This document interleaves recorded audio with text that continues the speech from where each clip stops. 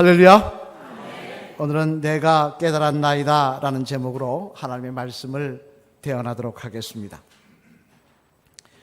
독일의 위대한 사상가 중에 괴테라는 사람이 있습니다만 그 괴테가 어떻게 생겼느냐 우리 한번 볼까요? 이렇게 생겼습니다. 이렇게 생겼습니다. 이 괴테에게는 많은 친구들이 있었는데 그 중에 특별히 의심이 굉장히 많은 친구가 한 명이 있다고 합니다. 그 친구는 만날 때마다 자기의 의심을 끊임없이 쏟아내며 이것도 의심스럽다, 저것도 의심스럽다 하는 그런 친구였는데 하루는 길을 가다가 괴테가 그 친구를 또 만났다는 것입니다. 그러자 아니나 다를까 이것도 의심스럽다, 저것도 의심스럽다 시시콜콜 말을 늘어놓기 시작하더라는 것입니다. 그러자 괴테는 듣다 말고 그 친구의 말을 가로막고서는 이런 유명한 말 한마디를 했다고 합니다만 그 말은 이런 것이었습니다. 친구여, 당신의 의심을 내게 그만 말하시오. 나는 나 자신의 의심만으로도 나는 충분하오.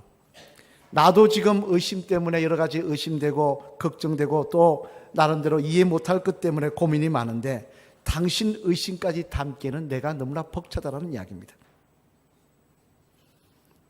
아마 여러분들도 세상을 살아가시면서 이 괴테처럼 또 그 친구처럼 나름대로 마음속에 여러 가지 의심을 갖고 살고 있으리라고 생각을 합니다만 이는 만나는 사람들마다 또는 물건의 진위를 놓고도 그렇지만 더더욱 우리 믿음의 사람에게 있어서는 믿음의 문제에 있어서도 의심이 있더라는 것입니다. 그래서 이스라엘 백성들처럼 때로는 하나님의 존재에 대해서 하나님은 정말 살아계신 것인가? 또 기도 응답에 대해서 정말 기도하면 하나님은 응답하시는 것인가? 나름대로 의심을 가질 때가 있는 것이 솔직한 우리의 고백입니다만 그런데 오늘 본문 말씀에도 보면 이처럼 믿는 자가 가질 수 있는 의심을 말씀하고 있는 사람이 나오는데 그는 바로 다윗 시대 성가대장이었던 아삽이었습니다. 우리 2절 말씀 한번 같이 읽겠습니다. 앞을 보시면서 시작. 나는 거의 넘어질 뻔하였고 나의 걸음이 미끄러질 뻔하였으니. 아멘. 무슨 말씀입니까? 아삽은 이야기합니다. 뭐라고 이야기하느냐? 내가 보이는 현실 때문에 내 눈에 보이는 현실 때문에 내가 의심으로 실족할 뻔하였다는 것입니다. 그러면 무엇이 레위인 중에서도 믿음이 좋아서 성가대 대장까지 하였던 아삽을 이렇게 의심으로 실족하게 만들었는가? 그 내용을 먼저 보면요. 그것은 두 가지였는데 첫 번째로는 뭐냐면 세상에서의 악인의 형통함 때문이었습니다. 오늘 본문 3절로 6절 말씀 우리 앞을 보시면서 한번 같이 읽어보실까요? 시작. 이는 내가 악인의 형통함을 보고 오만한 자를 질투하였음이로다. 그들은 죽을 때에도 고통이 없고 그 힘이 강건하며 사람들이 당하는 고난이 그들에게는 없고 사람들이 당하는 재앙도 그들에게는 없나니 그러므로 교만이 그들의 목걸이요 강포가 그들의 옷이며. 아멘. 무슨 말씀입니까? 이는 아삽이 세상을 바라보다 보니까 이 세상에는 악을 행하는 자들이 많이 있는데 하나님을 무시하고 믿지 않는 자들이 많이 있는데 그런데 그런 사람들이 형통하고 잘 되더라는 것입니다. 물론 세상에는 여러 종류의 사람들이 있다 보니까 꼭 악인이라고 해서 잘못되라는 법은 없지 않겠습니까? 하지만 그래도 하나님의 공의가 있고 하나님의 정의가 있는데 어떻게 그런 사람들이 호의호식하며 살 수가 있느냐는 말인 것입니다. 죄를 지었으면 대가를 받아야 하고 감옥에 갇혀야 하고 그 삶이 힘들어야 하는데 남의 돈을 덩쳐먹은 나쁜 사기꾼들이 얼마 되지 않는 형을 살고 나와서 자기가 빼앗은 돈 가지고 떵떵거리며 살아가더라는 것입니다. 또 정치인이라고 하면서 정치적인 수완으로 권력의 논리로 죗값을 얼마 치르지 않고 여전히 다시 정치한 다음에 나와서 그렇게 행동하더라는 것입니다. 이처럼 불합리한 것이 어디 있겠습니까? 정말 하나님의 공의가 살아있다면 이런 사람들은 반드시 그 벌을 받아야 될 건데 왜 그런 사람들이 호의호식하며 잘 되느냐는 것입니다. 이것이 아삽이 현실에 대한 의심의 첫 번째였습니다. 두 번째로 아삽의 의심은 뭐였냐면 그를 실족하게 할 만한 현실은 무엇이었냐면 또한 의인이 당하는 고난 때문이었습니다. 오늘 보면 13절로 14절 말씀 한번 같이 읽겠습니다. 앞을 보시면서 시작. 내가 내 마음을 깨끗하게 하며 내 손을 씻어 무죄하다 한 것이 실로 헛되도다. 나는 종일 재난을 당하며 아침마다 징벌을 받았도다. 아멘. 무슨 말씀입니까? 이는 다른 사람이 아닌 아삽 자신의 고백입니다만 나는 믿음대로 살려고 했고 나는 하나님 뜻대로 살려고 했는데 왜 나에게 이렇게 매일 고난이 따라오느냐는 것입니다.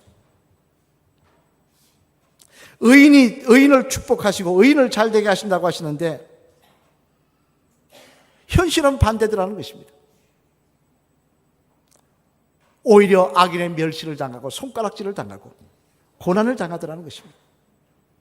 그래서 이런 현실에 대해서 아삽은 마음의 고통을 느끼고 번민을 느끼면서 하나님의 섭리에 대해서 의심을 하였다라고 고백을 하고 있는 것입니다만, 그러나 우리가 눈여겨볼 사실은 오늘 본문 후반부에 가면 아삽은 더 이상 이런 문제를 의심의 문제로 끝나지 아니하고 더 이상 실족하는 문제로 끝나지 아니하고 나름대로 이 문제에 대한 해결을 받고 있더라는 사실입니다. 오늘 보면 16절로 17절 말씀 앞을 보시면서 같이 읽어보실까요? 같이 읽겠습니다. 시작.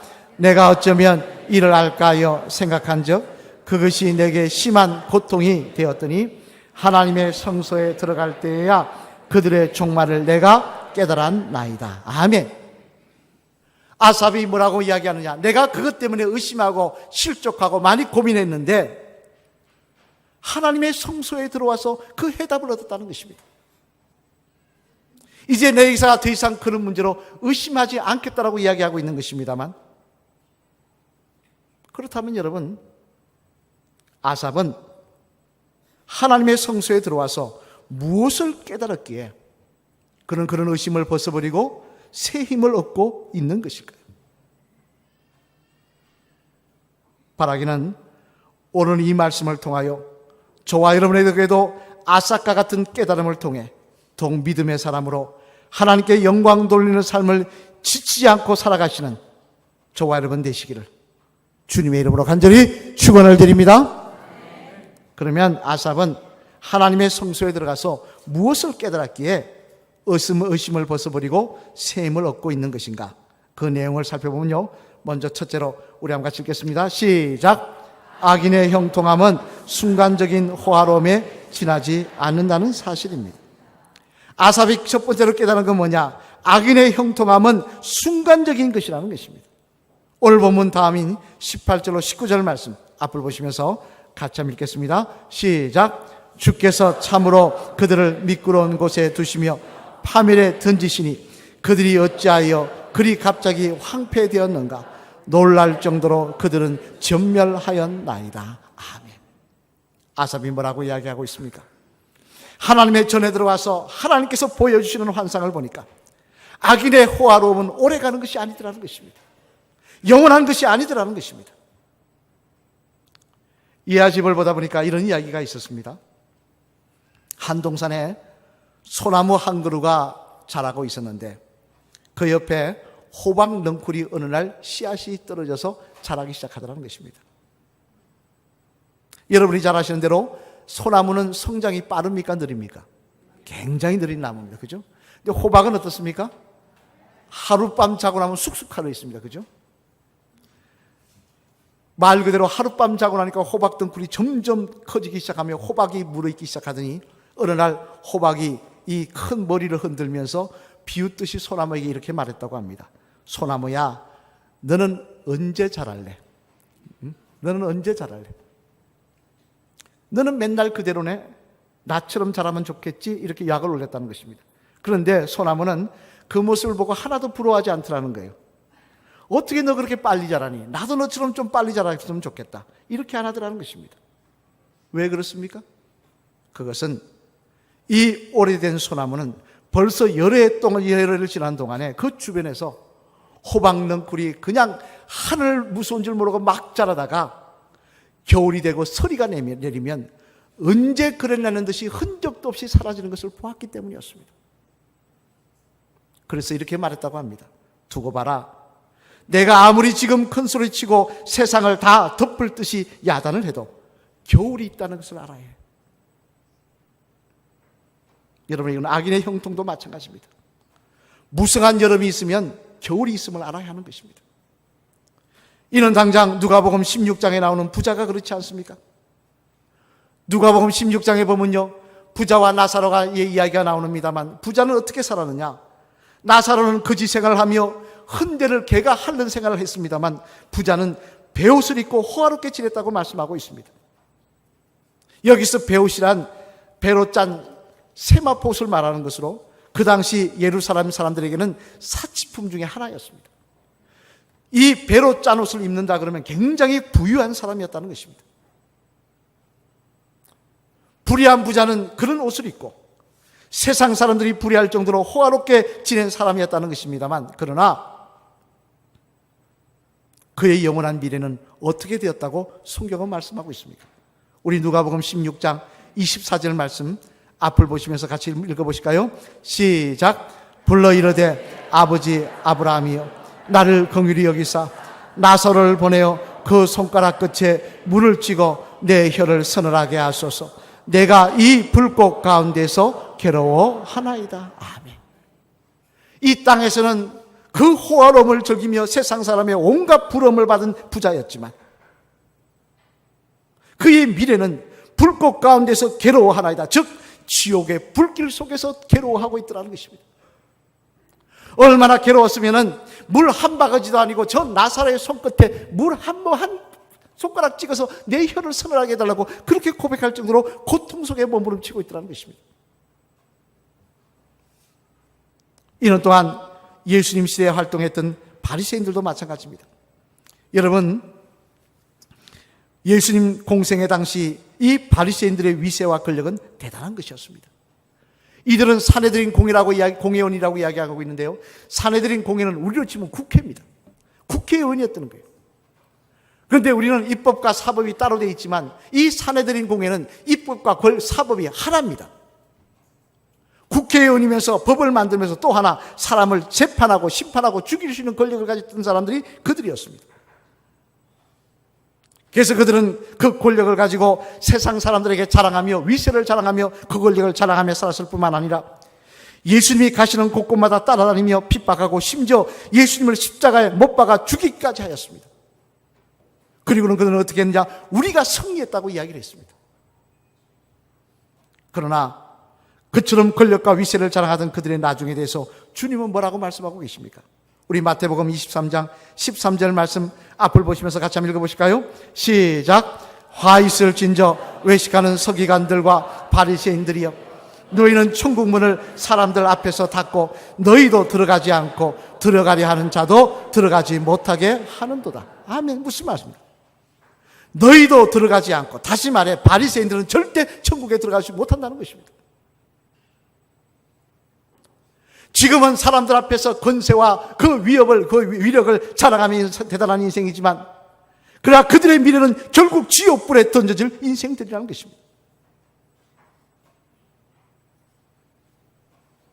여러분, 어떻게 그 인생이 복되다고 이야기할 수가 있겠습니까? 어떻게 그 인생이 우리가 부러워할 만한 인생이라고 이야기할 수가 있겠냐는 말씀입니다.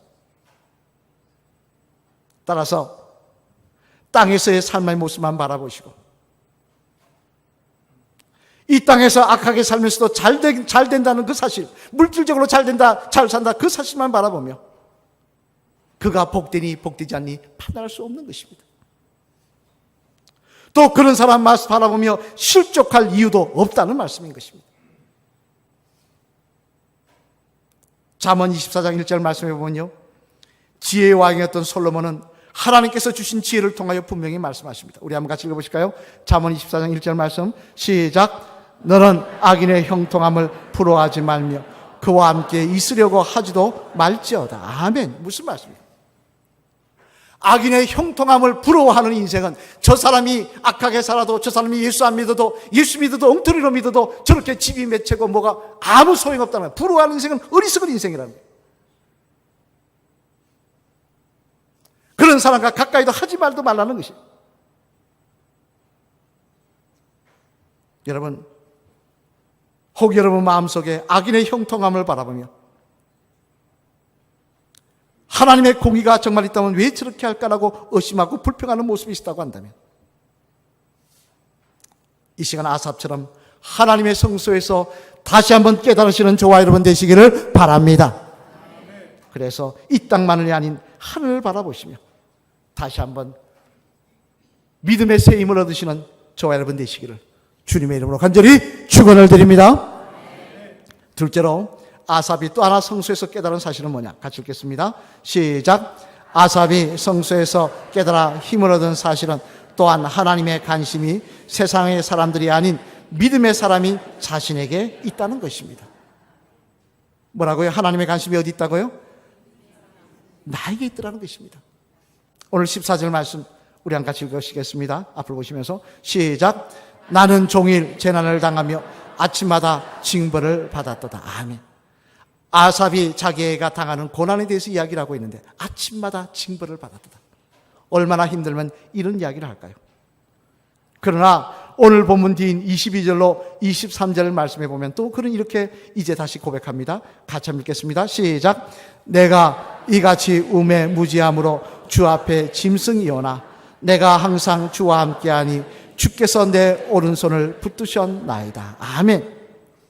비록 자신은 고난을 당한 속에 있었지만 그러나 돌이켜 성소에서 깨닫고 나니 무엇을 깨달았냐? 그 가운데서도 하나님은 여전히 자신을 붙들고 계셨다는 것입니다. 그 가운데서도 하나님의 관심이 자신에게 있었다는 사실을 그가 깨달아 알게 되었다는 것입니다. 스코틀랜드의 신학자 중에 로버트 레이튼이라는 교수가 있습니다만 그는 특별히 그의 반평생을 병으로 고생했던 사람입니다. 여러분 가운데 여러분의 인생을 반이나 40년이면 20년, 60년이면 30년, 70년이면 35년을 병으로 고통받으신 분 계십니까? 이분은 그런 고통을 받으신 분이었습니다. 그런 그가 오랜 투병 생활을 겪으면서 그가 고백한 말이 있는데 그는 뭐라고 이야기했느냐? 그는 그 병이 감사하다고 이야기를 하면서 뭐라고 이야기했느냐? 나는 병상에 누운 뒤에야 이때까지 내 생애를 통해 겪은 것보다 더 많은 하나님에 대한 것을 알게 되었다. 내가 건강할 때보다 병들었을 때 나는 하나님을 더 알게 되었다는 것입니다.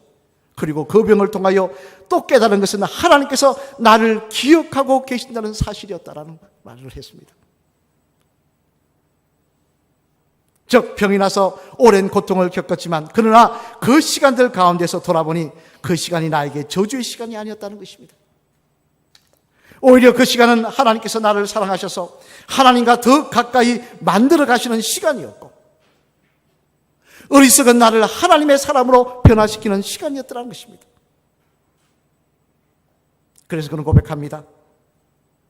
내가 건강했을 때보다 병중에 있어 고통받았던 시간이 나에겐 더 귀한 시간이었다. 이런 아삽도 또한 우리도 마찬가지입니다. 사실 여러분 솔직히 말해 우리가 예수님 믿고 하나님의 자녀가 되었다고 고난이 사라지는 것 아닙니다. 만약에 예수님 믿고 고난이 없을 거라고 이야기하는 목사님이 있다면 그건 엉터리입니다. 오히려 예수님 믿고 나서 더 고난을 겪을 수도 있습니다. 예수님 믿고 나서 없던 괴로움과 병을 겪을 수도 있습니다. 그러나 그것은 저주가 아니라는 것입니다. 마치 추위 속에서 나무가 더 강해지듯이 그런 시련을 통하여 우리를 더욱 기도하게 만들고 더욱 믿음의 사람으로 만들고자 하시는 하나님의 섭리가 그 안에 있다는 것입니다.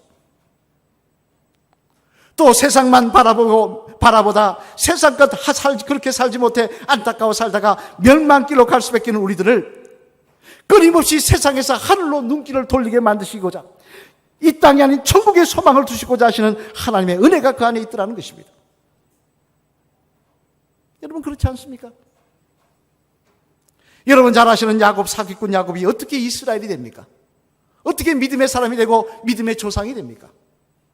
그가 조상이 되었던 것은요 그가 삼촌 라반의 집에서 많은 재물을 모았기 때문이 아니었습니다.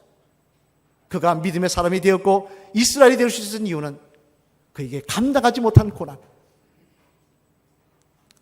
형에서가 400명의 군대를 이끌고 오는 고난이 그에게 다가오자 그는 밤을 새워 주님 앞에 나와 기도함을 통하여 그가 믿음의 사람으로 변화되는 역사를 겪고 있더라는 것입니다.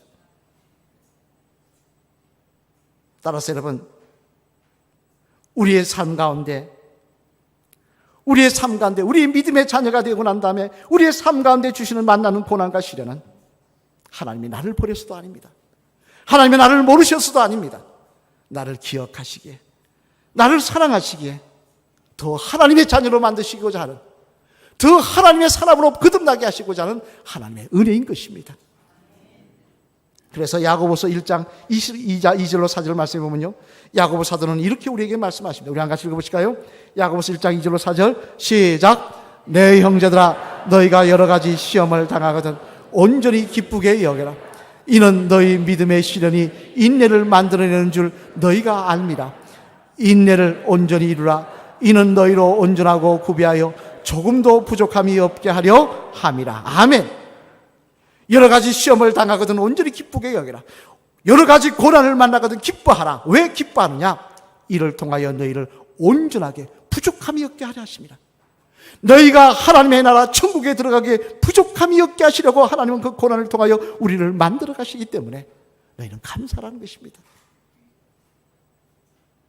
여러분, 우리가 이 사실을 분명히 깨달아 안다고 한다면, 우리가 믿음의 눈으로 이 사실을 바라본다고 한다면, 우리는 오늘도 믿음의 사람으로 당하는 고난 앞에서 불평하거나 원망하지 않을 것입니다.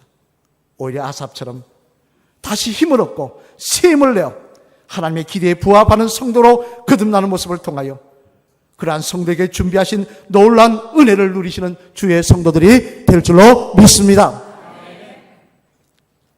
사랑하는 성도 여러분, 성경은 분명히 말씀하십니다. 하나님의 관심은 악인에게 있는 것이 아니라 의인에게, 믿음의 사람인 저와 여러분에게 있다고 말입니다.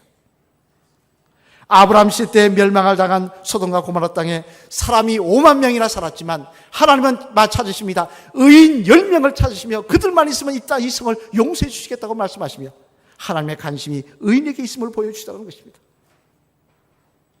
따라서 영혼을 보지 못하고 단편적인 것을 바라보며 악인의 형통을 부러워하지 마시길 바랍니다.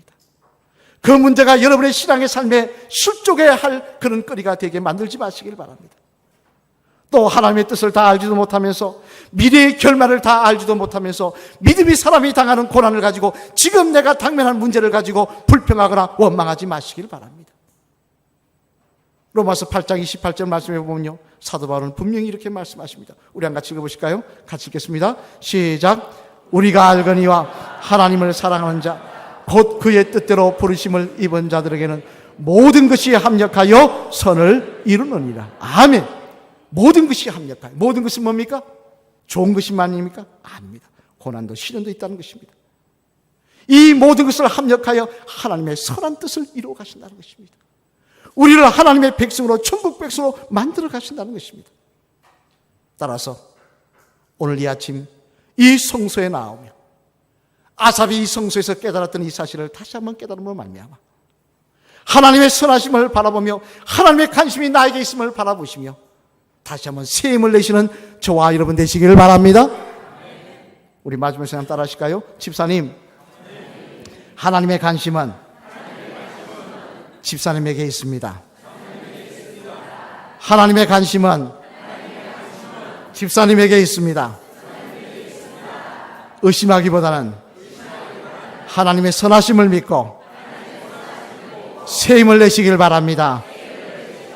할렐루야. 아멘.